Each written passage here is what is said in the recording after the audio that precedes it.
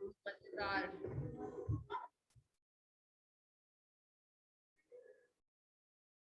अच्छी चल रही है, थ्रिल वाली है, थ्रिल सस्पेंस।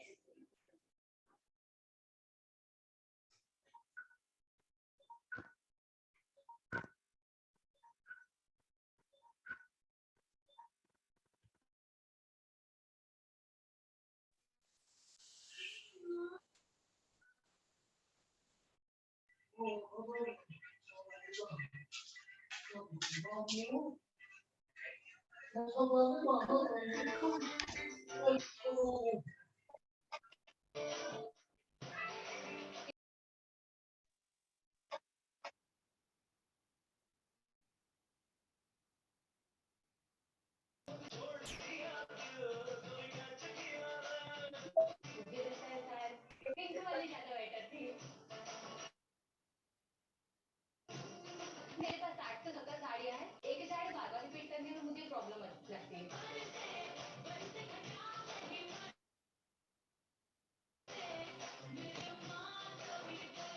कभी कभी ऐसा लगता है कि हम साड़ी ले आए और किसी ने बोल दिया यार ये तो बेकार लग रही है, तो दिमाग खराब हो जाता है। एक समय था ये पूरा कवर्ड मेरा हुआ करता था, फिर 2015 में जब मेरी मैरिज हुई सिमटते सिमटते ये इतना सा कवर्ड बचा हुआ है। होममेकर की लाइफ भी बहुत क्रिटिकल होती है। दिन भर काम भी हस्बैंड शाम को आते, दिन भर तुमने करा क्या है? कामन की पहली किटी के लिए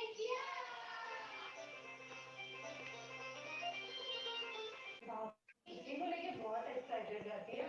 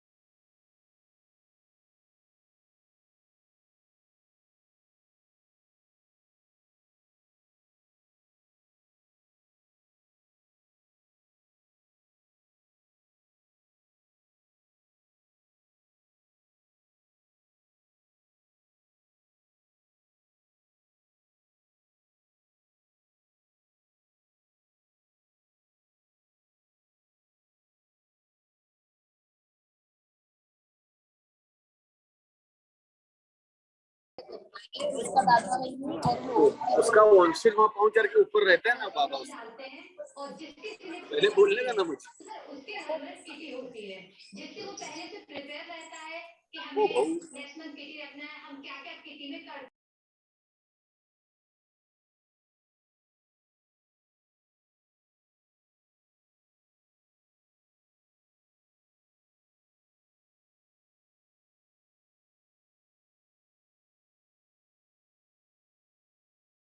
होगा। ठीक है, फिर है अल्कोहल। अल्कोहल की वजह से कैसे होता है? अल्कोहल की वजह जो सिक्रीशंस होते हैं, जो भी पैनक्रेटिक जूसेस होते हैं और भी सिक्रेशंस होते हैं, वो सब विस्कस हो जाते हैं। ठीक है, विस्कस होने की वजह से ये भी पैनक्रेटिक डक्ट को ब्लॉक करते हैं। ठीक है, स्मॉल जो पैनक्रेटिक डक्ट्स हैं उनको ब्लॉक कर देते हैं। अल्टीमेटली वही होगा कि एंजाइम ड्यूडेनम में आ नहीं पाएंगे, इस तरह से इसी में रह जाएंगे, और फिर इनका इसी में रह जाने की वजह से सेल्फ एक्टिवेशन होगा और सेल्फ डाइजेशन होगा। ठीक है, इन्फ्लेमेशन हो जाता है खुद ही के एंजाइम्स की वजह से, खुद ही के डाइजेस्टिव और लाइसोसोमल एंजाइम्स की वजह से। फिर आता है रेट्रोग्रेड कोलेंजियोग्राफी।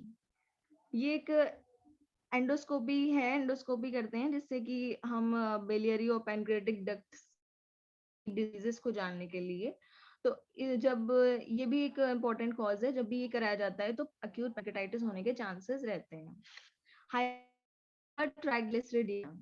अब इसमें क्या होता है, हाइपर ट्राइग्लिसरीडियम, इसमें क्या होता है कि जब ट्राइग्लिसराइड ज्यादा बढ़ जाएगा तो फिर क्या कि उसका ब्रेक डाउन होगा, ठीक है, ब्रेक डाउन होके फ्री फैटी एसिड्स बनते हैं। अब ये जो फ्री फैटी एसिड बने, साइटोटॉक्सिक इंजरी की, ठीक है, सेल्स इंजरी किया, उसकी वजह से क्या हुआ कि जो लोकल इन्फ्लेमेटरी मार्कर्स बढ़ जाते हैं, मीडिएट फ्री रेडिकल्स वगैरह, ठीक है, तो ये सारे पैनक्रेटाइटिस कॉज कराते हैं। क्या हुआ, हाइपर ट्राइग्लिसरीडियम मतलब जिस जिस पर्सन में भी ट्राइग्लिसराइड्स ज्यादा हैं तो फिर वो ब्रेक डाउन होते हैं फैटी एसिड में, जब वो फैटी एसिड में ब्रेक डाउन होते हैं साइटोटॉक्सिक इंजरी होती है, कुछ इन्फ्लेमेटरी मीडिएटर्स रिलीज होते हैं, इन्फ्लेमेटरी मीडिएटर्स की वजह से इन्फ्लेमेशन होता है पैनक्रियाज में, ठीक है। हाइपर कैल्सीमिया से कैसे पैनक्रेटाइटिस है, तो ये इसलिए हो सकता है कि जब कैल्शियम ज्यादा है, ठीक है, तो जब कैल्शियम ज्यादा है तो वो क्या करेगा, पैनक्रियाज में ये जो पैनक्रियाज डक्ट है इसमें भी कैल्शियम का डिपोजिशन हो जाएगा, ठीक है, कैल्शियम का डिपोजिशन हो गया तो फिर क्या हुआ, फिर से अल्टीमेटली एंजाइम्स बाहर नहीं आ पाए, इसी में रह गए, सेल्फ इसका एक्टिवेशन हुआ सेल्फ एंजाइम्स का, और सेल्फ इसका डाइजेशन इन्फ्लेमेशन होने लगेगा, ठीक। पैनक्रियाज, इसके बारे में बहुत ज्यादा डिटेल में जानने की जरूरत नहीं है, बस इतना समझने वाली बात है कि एक एम्ब्रियोलॉजिकल मालफॉर्मेशन है, पैनक्रियाज का एम्ब्रियोलॉजिकल मालफॉर्मेशन है, जिसमें जो सीबीडी होती है मतलब कॉमन बाइल डक्ट ये नैरो हो जाती है, ठीक है, तो जब ये नैरो हो गई तो क्या होगा कि स्मॉल स्टोन, जो छोटा सा भी स्टोन होगा,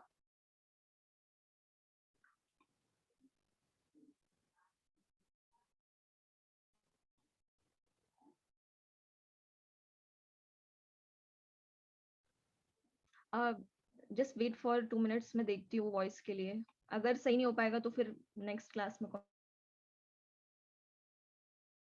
करेंगे।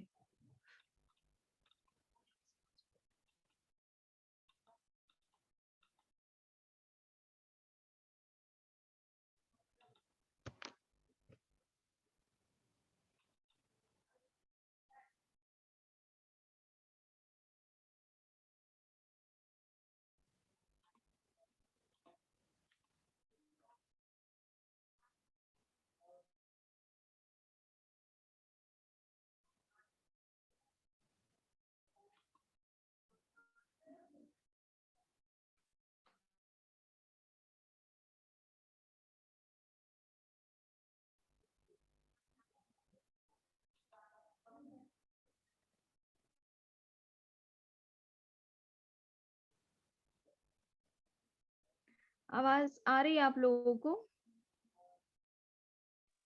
Yes ma'am.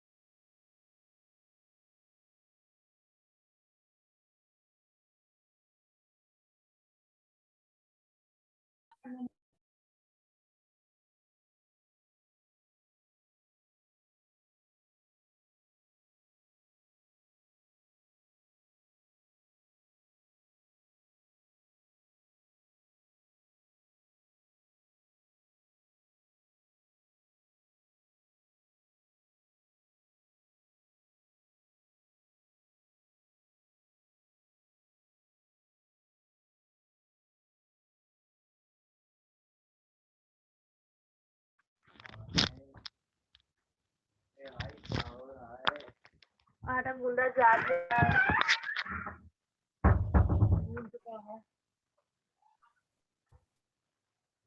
एक्चुअली आज थोड़ा प्रॉब्लम हो रहा है, अगर मैं फिर से ट्राई करती हूँ, अगर नहीं हो पाएगा तो फिर नेक्स्ट क्लास बाद में लेंगे, डॉक्टर नितिन कंटिन्यू करेंगे अगर इस बार नहीं हो पाया सही से। तो यहाँ सबको समझ में आ गया कि most common cause of acute pancreatitis जो होते हैं, तो सबसे पहले नंबर पे गॉल स्टोन आता है, ठीक है, फिर अल्कोहल, उसके बाद में ये है, उसके बाद में ट्राइसोडियमिया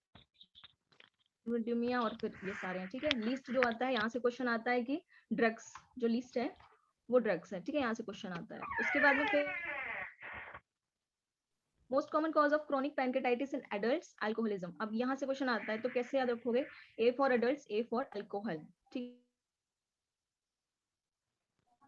most common cause for chronic pancreatitis in children, C for children, C for cystic fibrosis, ठीक है।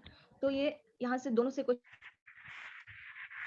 ये दोनों पॉइंट इंपॉर्टेंट है, A for adults, A for alcoholism, C for children, C for cystic fibrosis, ठीक है, ये कॉमन कॉज है। उसके बाद में serum triglyceride concentration greater than 1000 may precipitate attack of acute। अगर जैसे कि अभी हमने देखा था कि ट्राइग्लिसराइड कंसंट्रेशन जो है वो acute pancreatitis को कॉज करता है, तो क्वेश्चन यहाँ से ये आ सकता है कि उसका लेवल कितना हो जाएगा तो अटैक प्रेसिपिटेट। तो ये जो कंसंट्रेशन है दिस इज मोर देन 1000, यहाँ से भी क्वेश्चन आता है इसके कंसंट्रेशन से। Sign and symptoms, sign and symptoms, pain इसका कैसा होगा, constant in nature but not colicky, ठीक है। Vomiting is profuse projectile and follows pain, ये पॉइंट इंपॉर्टेंट है। Serum lipase and serum amylase both are elevated, जैसे कि सभी को पता है कि ये एंजाइम्स है जो कि पैनक्रेटिक, तो फिर क्या होता है कि ये दोनों ही एलिवेट करते हैं, लेकिन लैबोरेटरी टेस्ट के लिए जो सबसे ज्यादा डायग्नोस्टिक होता है, स्पेसिफिक होता है, वो होता है सीरम लाइपेज, ठीक है। यहाँ से क्वेश्चन आता है कि सीरम लाइपेज और सीरम अमाइलेज में कौन सा ज्यादा स्पेसिफिक है, तो सीरम लाइपेज जो है वो ज्यादा स्पेसिफिक है। फिर आता है कि पैनक्रेटाइटिस में हमें क्या देखने को मिलेगा, hypocalcemia due to formation of soap. देखो एक्चुअली क्या है कि मिलता है इसमें, क्योंकि जो जब क्या होता है, जब पैनक्रियाज होता है, जब डैमेज होता है, तो फैटी एसिड जो जनरेट होते हैं पैनक्रेटिक लाइपेज के द्वारा, तो फिर जो पैनक्रियाज में इनसॉल्युबल कैल्शियम सॉल्ट होते हैं, तो वो फैटी एसिड कंबाइन हो जाते हैं। मतलब क्या हुआ कि अगर पैनक्रियाज डैमेज हुआ है, ठीक है, फ्री फैटी एसिड रिलीज होंगे, जो फ्री फैटी एसिड होते हैं में ही जो इनसॉल्युबल कैल्शियम सॉल्ट्स होते हैं उससे कंबाइन हो जाते हैं, ठीक है। तो जब इनसॉल्युबल जो कैल्शियम सॉल्ट है जब उससे कंबाइन हो गए हैं, तो फिर ये क्या कराता है, कैल्शियम का डिपोजिशन रेट्रोपेरिटोनियम एरिया में कराता है, रेट्रोपेरिटोनियम एरिया में, जिसकी वजह से क्या होता है कि हमें हाइपोकैल्सीमिया देता है। यहाँ से क्वेश्चन आता है कि इसमें हाइपरकैल्सीमिया मिलेगा या हाइपोकैल्सीमिया, तो ये आपको याद रखना पड़ेगा कि हाइपोकैल्सीमिया है।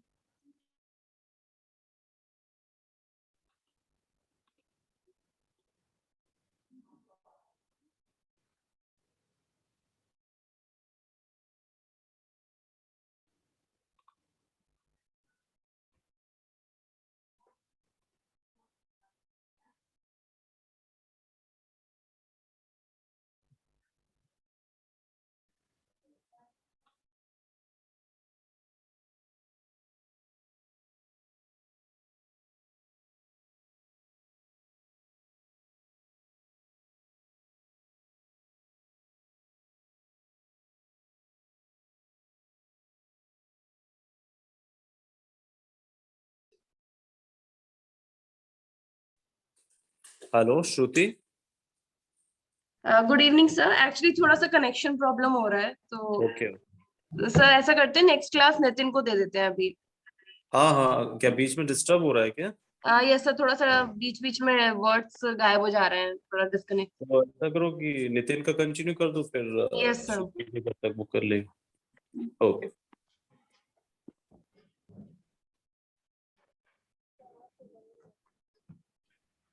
क्या कह रही है?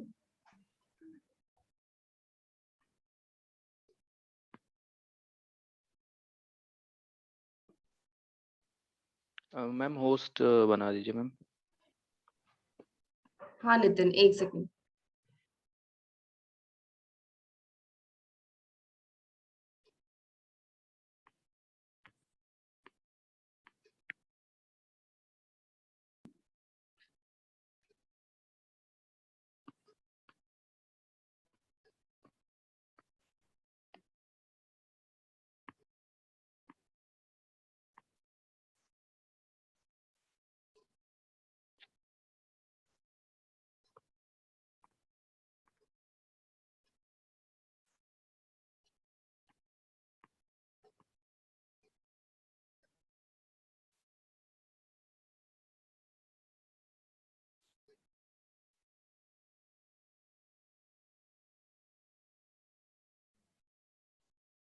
नितिन कंटिन्यू करो।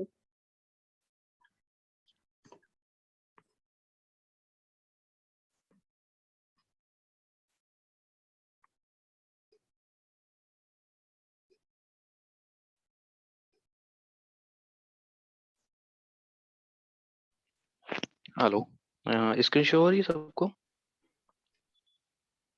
Hello, yes sir. ओके, आवाज आ रही है? क्लियर है? Yes sir. ओके। सर ने लास्ट क्लास में एफोरदम 10 तक पढ़ाया है, शायद 9 या 10 तक। उसके आगे से मैं कंटिन्यू कर रहा हूँ, ठीक है? ओके, आप लोग हाँ ना बोलते रहना, ठीक है? क्योंकि मैं ऐसे नहीं पढ़ा पाऊंगा कि आप लोग कुछ नहीं बोल रहे हो। सब लोग प्रेजेंट हैं? Yes sir. मेरी स्क्रीन दिख रही है ना? Yes sir. ओके, ठीक है। क्लास शुरू होने से पहले 2-3 चीज़ें मैं पूछ लेता हूँ कि पता चले कि अभी कितना ज़्यादा आप लोग ध्यान दे रहे हो चीज़ों पे। कूलेंस मटेरिया मेड का नाम आप लोग ने सबने सुना होगा।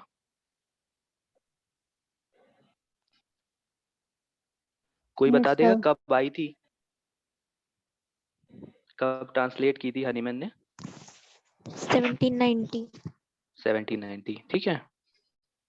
ठीक है, हनीमैन की फर्स्ट वाइफ कब डेथ हुई थी उनकी?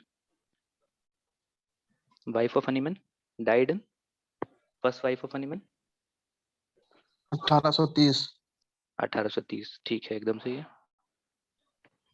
ठीक है, ड्यूस नेचुरा टर्म सुना होगा, मीनिंग इसका किसी को पता है?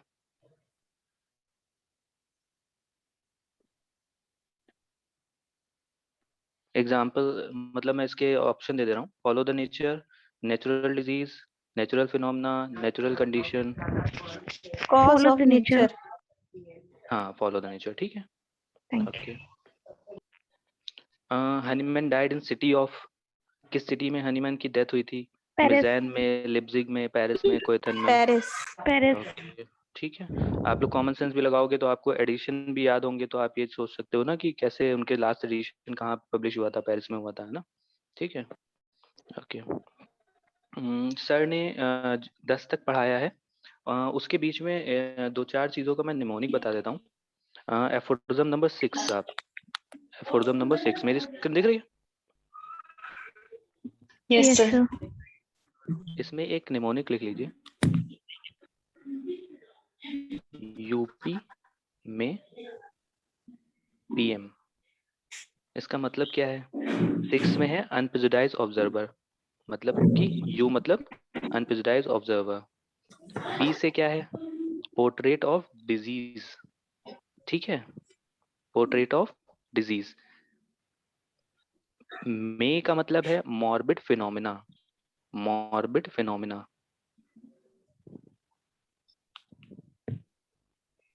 ठीक है। और पीएम का मतलब क्या है? Prima कॉजा Moby. तो 6 एफोरिज्म इज यूपी में पीएम, इससे आपको याद करना है, ठीक है।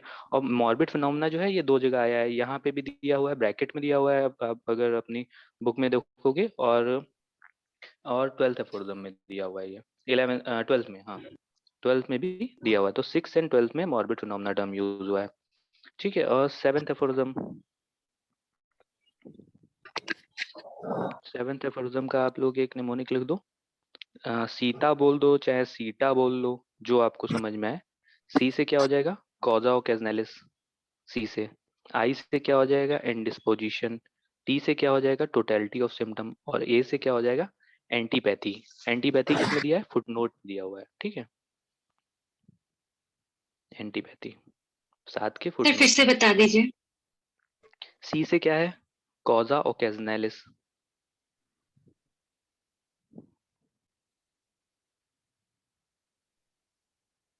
ठीक है। आई से क्या है, इंडिस्पोजिशन। टी से है टोटलिटी ऑफ सिम्टम। और ए से है एंटीपैथी। ठीक है,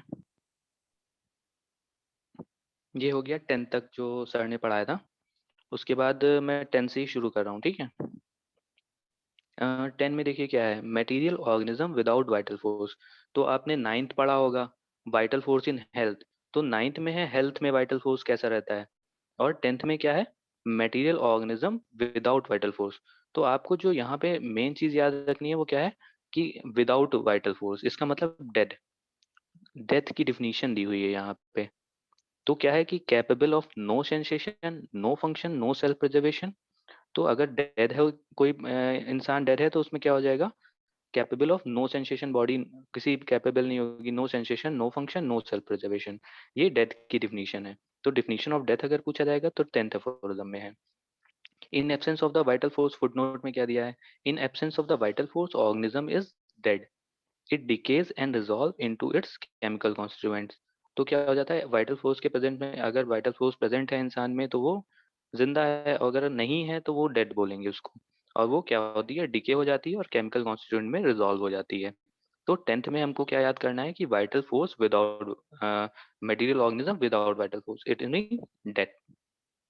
तो डेड टर्मिनोलॉजी हमको याद करनी है कि डेड कहाँ पे दिया हुआ है। तो हम लोग को याद करना है, वाइटल फोर्स हेल्थ में 9 में दिया है, 10 में डेड दिया है। उसके बाद आते हैं 11th aphorism, vital force in disease. अब डिजीज में क्या होगा, वाइटल फोर्स इन डिजीज में, derangement of the spiritual self acting vital force by the dynamic influence causes disease. अब हमको पता है कि हमारी अगर डिजीज आ रही है तो वो किसी डायनेमिक इन्फ्लुएंस की वजह से ही आएगी। Derangement of the spiritual self acting vital force by the dynamic influence causes disease, किसी भी डायनेमिक इन्फ्लुएंस की वजह से ही हमें डिजीज मिलेगी। दूसरा पॉइंट क्या है, invisible vital force is cognizable bye its effect. हमें वाइटल फोर्स ऐसे दिखती नहीं है, बट कैसे हमको रिकॉग्नाइज होती है कि वाइटल फोर्स है, जब भी हमारी बॉडी डिअरेंज होती है किसी इनिमिकल फोर्स की वजह से, या कोई भी मॉर्बिफिक एजेंट है उसकी वजह से, तो उसकी वजह से जो हमारे साइन एंड सिम्टम आते हैं, उसी की वजह से हमें पता चलता है कि हाँ हमारी वाइटल फोर्स प्रेजेंट है। deranged vital force make itself known by the morbid sign and symptom। फिर से वही चीज है कि अगर आपकी वाइटल फोर्स आपको पता करनी है कि है कि नहीं है, तो कैसे आपको वो बताएगी कि हम अपने साइन एंड सिम्टम से, कि वो डिरेंज हो गई है तो आपको नॉर्मल साउंड सेंस में है, अगर आपकी बॉडी हेल्दी है तो कोई भी साइन एंड सिम्टम नहीं आएगा। डिरेंज अगर वाइटल फोर्स है तो आपके साइन एंड सिम्टम शो होंगे। तो 9th में हो गया vital force in health, 10th में हो गया डेथ, 11th में हो गया वाइटल फोर्स इन डिजीज। अब देखेंगे इसके फुटनोट में क्या है। फुटनोट 1 में है मटेरिया पिकेंस। अगर कोई भी चीज समझ में नहीं आ रही हो, तेज हो रही हो, या कुछ भी समझ में नहीं आ रहा हो, तो आप बता देना मुझे, बीच में रोक के ही बता देना कि ये चीज नहीं समझ में आ रही, मैं सही से समझा दूंगा। मटीरिया पिकेंस है 11 के फुटनोट में, मटीरिया पिकेंस है, लैटिन वर्ड है। मटीरिया पिकेंस का ज्यादातर लोगों को मतलब पता होगा, material cause of disease, materialistic cause of disease, मतलब कि मटेरियल कॉज। एक क्वेश्चन ये पूछा जाता है इसमें कि मटीरिया पिकेंस जो है वो होम्योपैथी का कॉन्सेप्ट है कि किस होम्योपैथी का कॉन्सेप्ट है कि नहीं है। तो हमको ये पता होना चाहिए कि ये होम्योपैथी का नहीं है, एलोपैथी का कॉन्सेप्ट है, क्योंकि होम्योपैथी किसी भी मटेरियलिस्टिक कॉज ऑफ डिजीज में नहीं मानती है, एलोपैथिक कॉन्सेप्ट है ये। अब इसमें एक चीज नोट लिखिए, note this foot note is actually to foot note aphorism 13 an anomaly of the Dudgeon translation. इसमें लिखा है कि ये एक्चुअली जो था वो एफोरिज्म 13 का था, बट डडजन ने इसको ट्रांसलेट करते टाइम 11th में डाल दिया। मगर अगर आपके क्वेश्चन में आएगा कि मटेरियल पिकेंस कहाँ पे दिया है, तो 13 कभी मत लगाना, हमेशा 11 लगाना, 11th एफोरिज्म। तो आपको ये याद करना है मटेरियल पिकेंस किस में है, material cause of disease is in 11 footnote. ठीक है, उसके बाद फुटनोट सेकंड 11th के 6th एडिशन में क्या दिया है, dynamic influence. It is a result of the action of one substance on another substance without being able to recognize a suitable connection between the cause and effect. तो dynamic influence में क्या चीज होती है? डायनेमिक इन्फ्लुएंस होता है कि कोई भी बीच में उनका लिंक नहीं है। जैसे कि मैग्नेट है, उससे जैसे हम आयरन नेल्स हैं और वो अट्रैक्ट होते हैं, तो ये कहीं पे भी कोई फोर्स आपको दिखती नहीं है, ना ही कोई चीज ऐसी है जो आपको बीच में कनेक्टिंग लिंक दिखे। तो ये क्या है, जो इसके बीच का कनेक्शन है, जो अट्रैक्शन है, वो डायनेमिक है। कोई भी आपको मटेरियल चीज नहीं मिलेगी कि आप इसको आइस से देख सकते हो, तो उसी को बोला गया है डायनेमिक इन्फ्लुएंस। ये फुटनोट 2 में है, ठीक है। 11th के फुटनोट 2nd में। 12th में आ जाते हैं। Morbidly affected vital force alone produces the disease. Morbidly affected vital force alone produces the disease. जो भी वाइटल फोर्स है, अगर मॉर्बिडली अफेक्टेड हो जाएगी तो वो डिजीज प्रोड्यूस करती है। All internal changes express at the same time by morbid phenomena. अगर कोई भी चेंज आ रहा है वाइटल फोर्स में, कोई भी डिअरेंजमेंट हो रहा है, तो वो क्या करता है कि साइन एंड सिम्टम से अपने आप को शो करता है। उन्हीं साइन एंड सिम्टम को जब वो शो करता है, उसी उसी स्टेट को बोलते हैं मॉर्बिड मॉर्बिड स्टेट। उसी उसी को मॉर्बिड फिनोमेना बोला है, ठीक है। Disappearance of the morbid phenomena by the treatment implies restoration of the health। अब जो भी साइन एंड सिम्टम हमारी डिअरेंजमेंट की वजह से मिला था हमें, जिस वजह से भी हमारी डिजीज आई थी, अगर उन साइन एंड सिम्टम को हम हटा देंगे तो क्या हो जाएगा, हमारी रिस्टोर हो जाएगी हेल्थ। तो वही लिखा है, disappearance of the morbid phenomena. जो भी मॉर्बिड स्टेट थी, हमने उसको हटा दिया तो क्या हो जाएगी, रिस्टोर हो जाएगी हमारी हेल्थ। तो वही चीज दी हुई है। फुटनोट में क्या दिया है, इसका फुटनोट इंपॉर्टेंट है। How vital force produces disease has no practical utility to physician to no.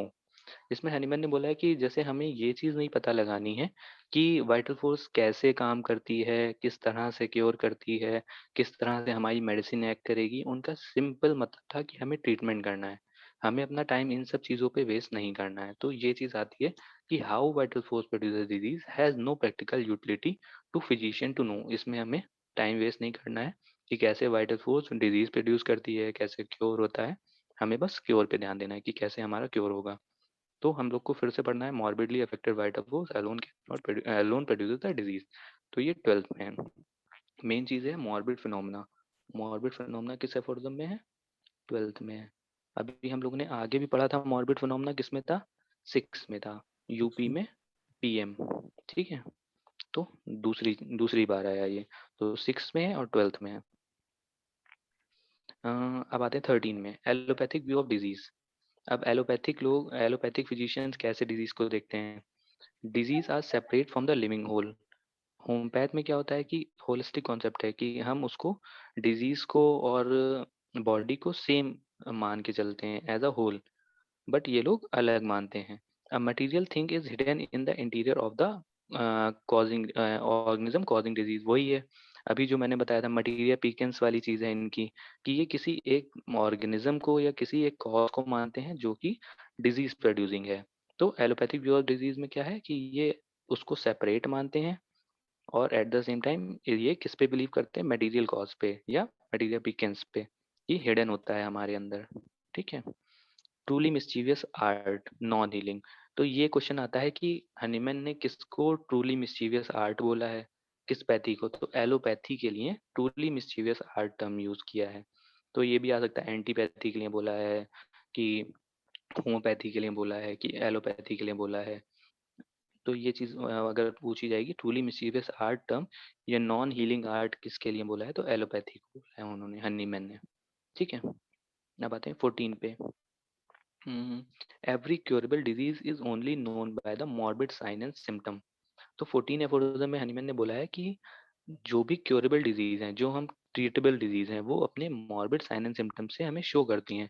यही चीज हमको वन साइडेड डिजीज में मिलती है कि वन साइडेड डिजीज इसीलिए क्योरेबल इतनी आसानी से नहीं होती हैं, क्योंकि one sided disease few symptoms show करती हैं, 1 और 2 सिम्टम्स, जिसकी वजह से उनको क्योर करना डिफिकल्ट है, क्योंकि कंप्लीट पिक्चर नहीं मिलता है। तो जो डिजीज अगर कंप्लीट पिक्चर दे रही है हमको, साइन एंड सिम्टम उसके मिल रहे हैं, तो हमें आसानी हो जाती है केस टेकिंग में, हम आसानी से उसको ट्रीट कर सकते हैं। तो क्योरेबल डिजीज कौन सी होंगी, जो कि साइन एंड सिम्टम अपने शो करती हैं। डिफिनीशन ऑफ क्योरेबल डिजीज भी इसको हम बोल सकते हैं। तो 14 में एफोरिज्म में क्या है, डिफिनीशन ऑफ क्योरेबल डिजीज। और क्योरेबल डिजीज कैसे शो करती हैं, every curable disease is known by the morbid sign and symptom. अगर साइन एंड सिम्टम ही आपको नहीं मिलेंगे तो वो क्योर नहीं कर पाओगे, क्योंकि सिम्टोमेटोलॉजिकल ट्रीटमेंट आता है आपका। एक क्वेश्चन ये भी आता है, सिम्टोमेटिक ट्रीटमेंट कौन सा होता है, कौन सी पैथी जो होती है वो सिम्टोमेटिक ट्रीटमेंट करती है, पढ़ा है किसी ने ये? एलोपैथी। सिम्टोमेटिक ट्रीटमेंट कौन सी करती है, एंटीपैथी करती है, एलोपैथी करती है, होम्योपैथी एलोपैथी। करती है, सर एलोपैथी। एलोपैथी करती है हाँ, सिम्टोमेटिक ट्रीटमेंट। एलोपैथी। ओके, ठीक है। सिम्टोमेटिक ट्रीटमेंट, अगर सिम्टोमेटिक टर्म आए तो एलोपैथी नहीं है, एंटीपैथी है, ठीक है। Symptomatic is antipathy. सिम्टोमेटोलॉजिकल अगर टर्म आएगा, सिम्टोमेटोलॉजिकल टर्म अगर आएगा तो होगा होम्योपैथी, ठीक है। सिम्टोमेटिक ट्रीटमेंट जो होता है वो क्या होता है, एंटीपैथी, ठीक है। ये आपको मिल जाएगा। अगर किसी को कंफ्यूजन हो रहा है तो एफोरिज्म नंबर 7 का फुटनोट सेकंड पढ़ लेना, ठीक है। उसमें दिया हुआ है एंटीपैथी जो होती है, only a single symptom is treated by an antagonistic medicine या रेमेडी, ठीक है। तो ये चीज याद रखना, ठीक है। 15 पे आते हैं। Morbidly affected vital force and totality of symptoms are one and same. अभी पहले भी हमने पढ़ा था, मॉर्बिडली अफेक्टेड वाइटल फोर्स जो होती है वो क्या करती है, अगर वाइटल फोर्स अफेक्टेड है मॉर्बिडली तो वो क्या करेगी, अपने आप को साइन एंड सिम्टम के रूप में ही शो करेगी। तो वो मॉर्बिडली अफेक्टेड वाइटल फोर्स और टोटलिटी ऑफ सिम्टम जो है वो वन एंड सेम है, दोनों एक ही चीज है। चाहे आप मॉर्बिडली अफेक्टेड वाइटल फोर्स बोल दो, वो भी अपने आप को साइन एंड सिम्टम जैसा शो कर रही है, और जो टोटलिटी ऑफ द सिम्टम है वो भी सेम ही चीज है। तो 15 एफोरिज्म ये बोलता है। अब आते हैं 16 एफोरिज्म पे। Spirit like vital force is only affected by spirit like inimical force. तो 16 में क्या बोला गया है कि मेडिसिन भी जो होती है वो स्पिरिट लाइक होती है, वाइटल फोर्स भी होती है जो स्पिरिट लाइक होती है, ठीक है। तो ये चीज है, spirit like vital force is only affected by spirit like inimical force. जो वाइटल फोर्स है वो स्पिरिट लाइक होती है और इफेक्ट भी होती है इनेमिकल फोर्स, ठीक है। Morbidly derangement is only remove by spirit like power of the medicine, जो मैंने अभी बताया कि जो मॉर्बिडली अफेक्टेड, अगर वाइटल फोर्स मॉर्बिडली अफेक्टेड है तो वो जो आपकी मेडिसिन भी होगी वो भी स्पिरिट लाइक होनी चाहिए, ठीक है। Medicine act through the sentient faculty of the nerve everywhere present in the organism. तो आपको ये चीज याद करनी है कि sentient faculty of the nerve किस में दिया है। तो सेंटिएंट में 6 का एक साउंड आ रहा है ना, सेंटिएंट और 6। तो इसको याद करना है कि सेंटिएंट फैकल्टी ऑफ नर्व जो है वो 16 में है। तो सेंटिएंट फैकल्टी ऑफ नर्व जो टर्म यूज हुआ है वो 16 में है, ठीक है। ये चीज याद करनी है।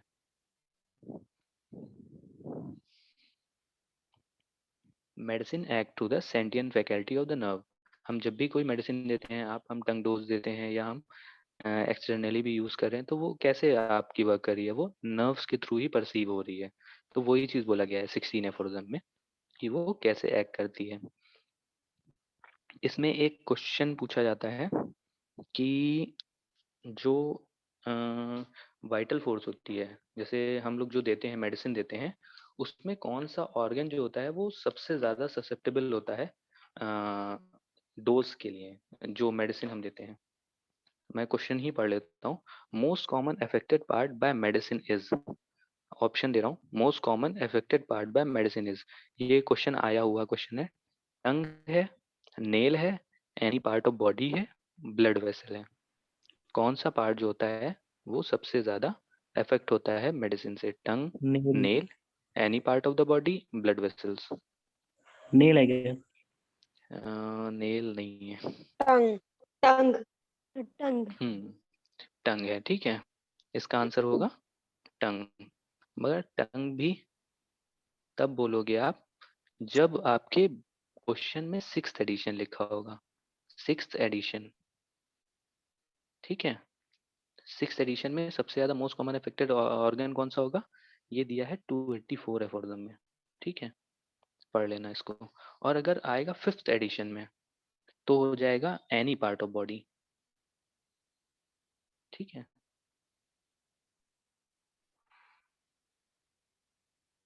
एनी पार्ट ऑफ बॉडी, ये किस में आ जाएगा? 5th एडिशन में। और एफोरिज्म कौन सा है? 289। ठीक है, तो ये चीज ध्यान रखना। अगर क्वेश्चन पूछा जाएगा कि 5th एडिशन में कौन सा पार्ट सबसे ज्यादा इफेक्टेड होता है, तो होता है any part of the body. अगर 6th एडिशन में पूछा जाएगा तो टंग आएगा। नॉर्मली पूछा जाए तो टंग लगाना। ठीक है। हम लोग कितने पे थे? 16 पे थे। तो 16 पे मैंने बता दिया था 6 से हमको याद करना है सेंटिएंट। 6 से सेंटिएंट याद करना है। ठीक है। उसके बाद फुटनोट में 16 के क्या दिया? इमेजिनरी डिजीज दिया है। Most severe disease is produced by sufficient disturbance of the vital force through the imagination and also cure by the same means होता है। तो most severe form of disease जो होती है वो इमेजिनरी डिजीज होती हैं, इमेजिनेशन से ही बनती हैं वो। तो 16 में ये चीज दी है फुटनोट में। ठीक है। इसके बाद आते हैं 17 में। 17 में क्या दिया है? Cure is affected by removal of the whole perceptible sign and symptom of the disease. तो आपको पता है कि आप क्योर कैसे कर सकते हो? जो भी साइन एंड सिम्टम आपका पेशेंट शो कर रहा है, वो अगर साइन एंड सिम्टम आपने हटा दिए तो क्या हो जाएगा? क्योर हो जाएगा। जो आपने आशीष सर ने पढ़ाया होगा आपको, एफोरिज्म नंबर 8 में भी यही चीज बोली गई है। डिजीज को अगर आपको इरेडिकेट करना है या रिमूव करना है तो आपको क्या करना पड़ेगा? सारे साइन एंड सिम्टम को रिमूव कर देना है। इसी को अपोज किया था हुफलैंड ने कि homeopathy can remove the symptom but the disease remain. तो यही चीज इसमें दी है कि क्योर कब होगा? जब आप सारे whole perceptible sign and symptom को हटा दोगे। ठीक है। Annihilation of the disease and restoration of the health is the highest mission of the physician। ठीक है, तो हम लोग ने क्या पढ़ा था? Mission of physician, high and only mission of the physician is aphorism number 1। मगर अगर आएगा highest sole aim of the physician, तो ये किस में हो जाएगा? Sole aim of the physician 17 में हो जाएगा। ठीक है, sole aim of the physician is aphorism 17 में है। ठीक है। अब आते हैं मॉरल रेमेडी पे। फुटनोट में 17 के फुटनोट में है मॉरल रेमेडी। ठीक है। Sometime by dream or superstition, patient predict the time of the death. All sign of the death or death itself occur at the predicted hour. This that can be prevented by the moral remedy, by some identical cause, by some cunning deception, or persuasion of the belief in the contrary, restored health suddenly। ठीक है। अब इसमें क्या है? Moral remedy दी हुई है 17 में। Moral remedy क्या होते हैं? अगर किसी को लग रहा है कि उसकी डेथ होने वाली है या किसी और चीज की वजह से उसने जैसे कोई साइकोलॉजिकल स्टेट उसकी आ रही है, तो उसमें आपको क्या करना है कि उसके अपोजिट अगर उसको आप ट्रीटमेंट दोगे कि ऐसा नहीं होगा, नहीं ऐसी चीजें होती हैं, तो अगर आप उसको उल्टा अपोजिट अगर ट्रीटमेंट दे रहे हो तो वो क्या करेगा कि बैक टू अपना नॉर्मल स्टेट पे आ जाएगा। इसमें दो चीजें हैं, दो तरह का ट्रीटमेंट आप दे सकते हो। सेम भी दे सकते हो, सिमिलिया के बेसिस पे भी दे सकते हो कि उसको उसी तरह का सेम स्टिमुलस दो, या उसके अपोजिट स्टिमुलस भी दे सकते हो उसको। तो ये इस ट्रीटमेंट का दो तरह का ट्रीटमेंट इसमें दे सकते हैं मॉरल रेमेडी। बट आपके लिए इंपॉर्टेंट जो है वो बस केवल इतना है कि 17 के फुटनोट 1 में मॉरल रेमेडी है। ठीक है। थ्योरेटिकल कभी पढ़ाऊंगा तो मैं बता दूंगा ये क्या चीज़ है। इसमें दो तरह का ट्रीटमेंट होता है वैसे। ठीक है। 17 के फुटनोट 1 में मॉरल रेमेडी है। ठीक है। फुटनोट सेकंड में क्या है? इट इज ओनली दस the God knows the physician what has to be removed in disease in order to cure them। ये बहुत ज्यादा इंपॉर्टेंट नहीं है, बस ऐसा पूछा जा सकता है कि गॉड टर्म कहाँ यूज किया है, कभी किसी ने पूछ लिया तो बता सकते हो कि 17 के फुटनोट सेकंड में है। ठीक है। मेन है जो मॉरल रेमेडी है इंपॉर्टेंट। ठीक है। और sole aim of the physician important है। उसके बाद आते हैं totality of the symptom. Totality of the symptom is the sole indication, sole guide to choice of a remedy. तो हमको ये याद करना है कि टोटलिटी ऑफ द सिम्टम जो होती है वो सोल इंडिकेशन होती है, sole guide to the choice of remedy. हमें रेमेडी जो चूज करनी है वो किस पे बेसिस पे हम चूज करेंगे? जो हमारा साइन एंड सिम्टम अपना टोटलिटी ऑफ द सिम्टम दे रहा है पेशेंट, उसी से हमारी रेमेडी सेलेक्ट होगी। Accompanying modalities, accessory symptom, they both are the same thing. Accessory circumstances हमने कहाँ पढ़ा था? किस एफोरिज्म में? हमने 5th में पढ़ा था। तो एसेसरी सर्कमस्टेंसेस क्या थे? मोड ऑफ लिविंग था, हैबिट था, है ना, डोमेस्टिक रिलेशन था, एज था, सेक्सुअल फंक्शन था, जिससे हमारी हेल्थ अफेक्ट हो रही है। वही सेम चीज ही एसेसरी मोडेलिटी होता है। They both are the same thing. अगर अकम्पनिंग मोडेलिटी पूछेगा तो 18 लगा देंगे, अगर एसेसरी सिम्टम पूछेगा तो हमारा 5th में भी है, 18 में भी दिया हुआ है। ठीक है। 19 में आते हैं। 19 में क्या है? 19 में दिया है डिजीज क्योर और curative power of medicine. Disease cure और मेडिसिन की डिफिनीशन अगर पूछी जाएगी कि कहाँ पे डिजीज की डिफिनीशन दी है, क्योर की डिफिनीशन दी है और मेडिसिन की डिफिनीशन दी है, तो 19 में है। अब डिजीज क्या होती है? Alteration in the state of health of the individual, healthy individual. तो अगर कोई हेल्दी है तो उसकी अगर हेल्थ अल्टरेट हो रही है तो वो क्या होगा कि भाई हेल्दी से डिजीज में आ गया। ठीक है, तो ये डिजीज की डेफिनेशन हो गई। क्योर क्या है? Change to healthy condition of the state of health of disease individual. तो डिजीज इंडिविजुअल जो है हेल्दी कंडीशन में चेंज हो गया तो उसको क्योर बोलेंगे।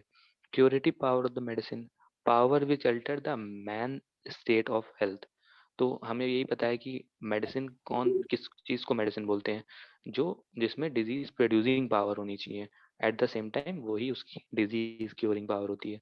तो यही है कि अगर किसी भी इंसान की हेल्थ को वो अल्टर कर रहा है तो उसको क्यूरेटिव पावर ऑफ मेडिसिन बोलते हैं। ठीक है, 20 में क्या दिया हुआ है? Spirit like altering power lies hidden in the inner nature of the medicine. ठीक है, this power of the medicine can only be known by the experience of the phenomena it displays on the man state of health. ठीक है, तो अब जैसे हम लोग की सिलीशिया बनती है, इनर्ट सब्सटेंस है, उसका आप वैसे देखोगे तो कोई रोल नहीं है। जब हम पोटेंटाइज करते हैं तो वो क्या है, हिडन पावर उसकी जो होती है वो पोटेंटाइजेशन से, डक डायनेमाइजेशन से हमारी क्या होती है कि अराउज होती है। तो फिर जब हम उसको ड्रग प्रूविंग उसकी करते हैं तब हमको पता चलता है कि उसकी क्या क्या वो सिम्टम प्रोड्यूस कर सकती है या उसकी क्या पावर्स हैं। This power of the medicine can only be known by the experience of the phenomena it displace on the man's state of health. तो ये कैसे पता चलती है? ड्रग प्रूविंग से। तो अगर आपसे पूछा जाएगा कि ड्रग प्रूविंग कहाँ पे दिया है, तो अगर 20 एफोरिज्म भी अगर दिया हुआ है उसमें आपको ड्रग प्रूविंग वैसे नहीं दिया हुआ है, ड्रग प्रूविंग वाले एफोरिज्म नहीं दिख रहे हैं, तो आप 20 लगाओगे, क्योंकि ड्रग प्रूविंग के बारे में सबसे पहले एफोरिज्म नंबर 20 में दिया हुआ है। ठीक है, तो जो इम्पोर्टेंट चीजें थी वो क्या थी? मटेरियल पिकेंस अगर आएगा और 11 भी दिया है, 13 भी दिया है, तो आपको क्या लगाना है? 11 लगाना है। 16 में क्या था? 6 और सेंटिएंट एक तरह का साउंड हो रहा था, तो 16 जो है सेंटिएंट फैकल्टी ऑफ नर्व है। मोस्ट कॉमन अफेक्टेड पार्ट मैंने बताया था कौन सा है? वो है टंग है, अगर सिक्स एफोरिज्म के 6 एडिशन से अगर पूछा जाएगा। और अगर 5th एडिशन के अकॉर्डिंग पूछा जाएगा तो हमारा क्या हो जाएगा? Any part of the body. ठीक है, और ड्रग प्रूविंग वैसे कितने में दिया हुआ है? नॉर्मल ड्रग प्रूविंग कहाँ से कहाँ तक दी हुई है? 105 to 145. 105 से 145। ठीक है, और जो मैंने अभी 2 निमोनिक बताए थे वो याद है? यूपी में पीएम कितने में था? 6 एफोरिज्म। 6 एफोरिज्म में। ठीक है, अनप्रेजुडाइज ऑब्जर्वर था, पोर्ट्रेट ऑफ डिजीज था, और क्या था? मॉर्बिड फिनोमिना था। ठीक है, और प्राइमा कॉजा मॉर्बी था। 7th में मैंने बताया था निमोनिक सीटा, CITA। सी से हो गया कॉजा ओकेजनलिस, आई से इंडिस्पोजिशन, टी से टोटलिटी ऑफ द सिम्टम, ए से एंटीपैथी। एंटीपैथी में मैंने एक कंट्रोवर्शियल क्वेश्चन बताया था, जो लोग गलत कर देते हैं, वो क्या था? सिम्टोमेटिक ट्रीटमेंट आएगा तो हमें लिखाना है एंटीपैथी। ठीक है, लोग सोचते हैं कि सिम्टोमेटिक ट्रीटमेंट है, होम्योपैथी में करते हैं हम लोग सिम्टोमेटिक ट्रीटमेंट, मगर हमको एफोरिज्म वाइज करना है, तो एंटीपैथी अगर आएगा तो हमको एंटीपैथी लगाना है। ठीक है, ये चीज़ है। अभी कोई चीज़ रह गई जो पूछनी है, नहीं समझ में आया हो? तो सिम्टोमेटिक और सिम्टोमेटोलॉजिकल दोनों में डिफरेंस क्या है? टर्मिनोलॉजी है, देखिए आपको केवल ये याद कर लेना है कि जैसे इसमें कोई वैसे मतलब नहीं है, बस आपको ये याद कर लेना है कि वो लोग फ्रेमिंग जो क्वेश्चन की करते हैं ना वो डिफरेंट कर देते हैं। हमको इस चीज में जाना ही नहीं है कि उसका क्या मतलब है, इसका क्या डिफरेंस है। हमको ये याद कर लेना है कि हमारी बुक में जो दिया हुआ है 7th एफोरिज्म में, बहुत जगह आप देखोगे कि आपको रेफरेंस में जो चीज दी हुई है वो अलग है, आपको लगेगा आंसर कुछ और है। तो सिम्टोमेटोलॉजिकल और सिम्टोमेटिक कोई ऐसा डिफरेंस नहीं है। अगर आप सोचो तो सिम्टोमेटिक ट्रीटमेंट तो हम लोग भी करते हैं, होम्योपैथिक वाला, बट आपके जो ऑर्गनल में दिया है उसके अकॉर्डिंग आपको आंसर लगाना है। तो सिम्टोमेटिक जो होगा वो आपका होम्योपैथी एंटीपैथी हो जाएगा। सिम्टोमेटोलॉजिकल जो होगा ये उसमें दिया है सक्सेस में, हाँ सक्सेस में दिया है। मैं इसकी फोटो भेज दूंगा आप लोग को ग्रुप में। ठीक है, और बहुत ज़्यादा डीप नहीं पढ़ना है कि हमको क्यों क्या चीज़ है। आपको मोस्टली टाइम अपना देना है कि आप जितने ज़्यादा क्वेश्चन लगा पाओ, ठीक है। कोई भी कंट्रोवर्शियल क्वेश्चन हो, आपको नहीं समझ में आ रहा हो, आप ग्रुप में डाल दो, ठीक है। कुछ भी उसमें टाइम वेस्ट करने की जरूरत नहीं है, ढूंढने की जरूरत नहीं है, हम ढूंढ चुके हैं, ठीक है। अगर हमको नहीं मिला होगा तो हम बता देंगे कि इसका आंसर हमको नहीं पता है, बट हम सारे आंसर ढूंढ चुके हैं।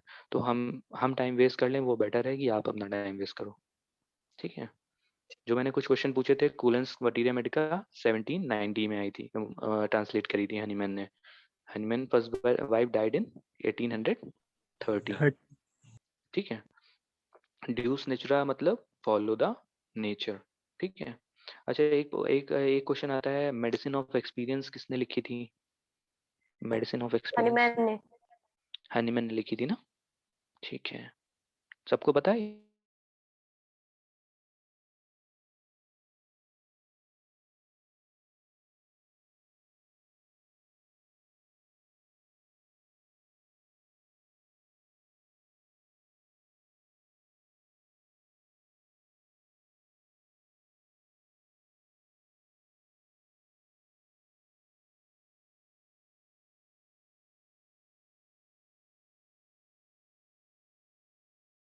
तो मैं बताऊं इसको। देखो 17 तो आपको याद हो जाएगा कि 17 के आसपास है। ये नहीं याद होता है कि 2 है, 3 है, 4 है। तो हमेशा याद रखो कि फ्रेंड्स जो होते हैं 2 ही होते हैं। आप होगे या आपका फ्रेंड होगा। 2 से ज़्यादा फ्रेंड है तो नहीं, फ्रेंड नहीं बोलोगे, है ना। तो 92 फ्रेंड्स होते हैं, 2, एक आप और आपका एक फ्रेंड। तो ये 2 फ्रेंड्स से याद कर लो, फ्रेंड्स ऑफ हेल्थ जो है 2 होते हैं, 2। तो 1792 इज फ्रेंड ऑफ हेल्थ, ठीक है। वो भी पता होगा, last word uttered by Hahnemann, I have not lived in vain, है ना। तो उसका भी आता है, ट्रांसलेशन वाला भी आता है, वैसे भी आप बता दोगे। एक पूछा जाता है, हनीमैन थेरेपेटिक नोट्स किसने कलेक्ट किए थे?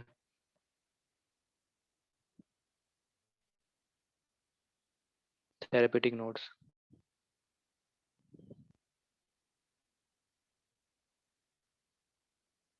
किसने लिखे थे, किसने कलेक्ट किए थे? आरी डटजन ने, ठीक है, आरी डटजन, ठीक है। आज 10वीं तक मैं बता रहा हूँ, ठीक है। बाकी आप लोग को क्वेश्चन मैं देता रहूंगा। आप जितना इजीली आप ऑर्गेनाइज क्वेश्चन सॉल्व कर लोगे, उतना और किसी के नहीं कर पाओगे। आप 100 क्वेश्चंस भी रोज डेली कर सकते हो, ठीक है। प्रीवियस ईयर के क्वेश्चन से आप लोग शुरू करो, जो नहीं समझ में आते हैं वो ग्रुप में आप डाल दो, ठीक है। और किसी को कुछ पूछना है? इन एफोरिज्म में कुछ रह गया हो जिसको नहीं समझ में आया हो? बाकी मैंने मटीरियल पीकेंस बताया था, लैटिन है। तो अगर इस तरह की टर्मिनोलॉजी जो आती है कि लैटिन टर्मिनोलॉजी है या इस तरह की टर्मिनोलॉजी, तो उनको एक जगह नोट करके रख लो आप लोग, ठीक है। बाकी मेरी तरफ से तो कुछ नहीं बचा, आप लोग को कुछ पूछ।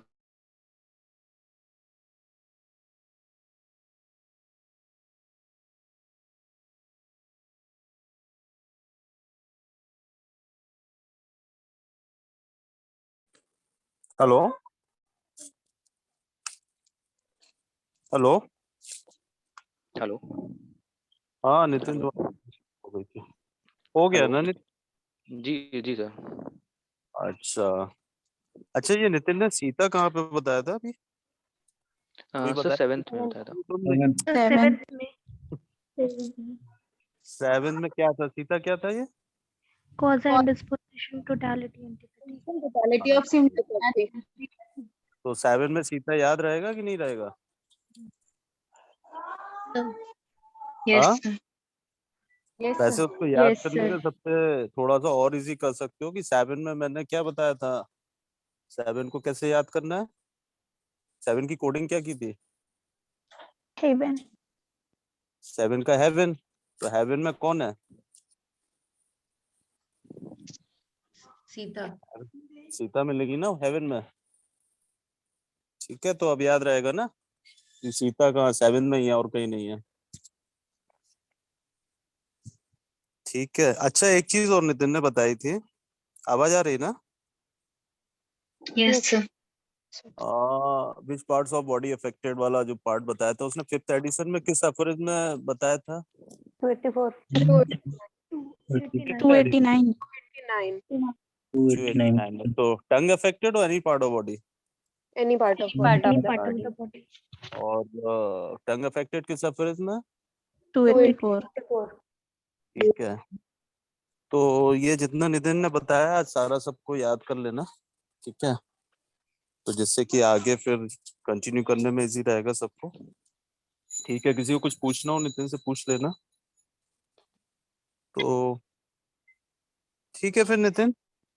Okay sir. ओके, ये श्रुति का क्लास है, वो नेटवर्क की वजह से कुछ प्रॉब्लम हुआ है, तो वो श्रुति नेक्स्ट क्लास अभी बता देगी, तो फिर कंटिन्यू कर लेगी उसको। ओके है?